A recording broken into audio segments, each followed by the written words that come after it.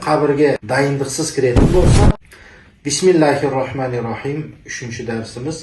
Və an Əbi Bəkrin Siddiq radiyallahu anhu mən daxaləl qabra bilə zədin fəkəənnəmə rakibəl bəhra bilə səfinətin. Adam zattың peyğambarlardan keyingi asılı bolğan Əbu Bəkir Siddiq radiyallahu anhu bulay deydi. Kimde-kim qabirga dayındıqsız kirетін bolsa, tuğra tengizge kemesiz түскендей болады deydi. Tengizge kemesiz түсіп бола ма? Әлбетте теңізге кемесіз түсе алмаймыз. Теңізге кемеге мініп кіреміз. Әйтпесем батып кетеміз ғой. Тура сол сияқты адам баласы қабірге де дайындықпен бару керек.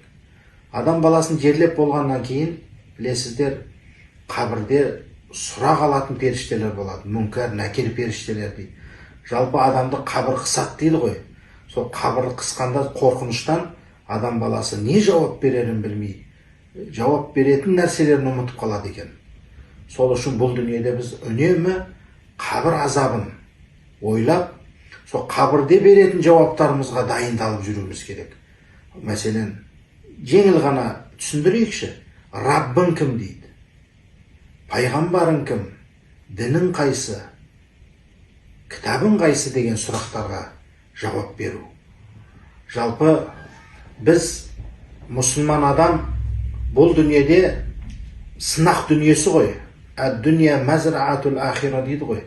Дүние ахиреттің егін зары дейді. Егістік.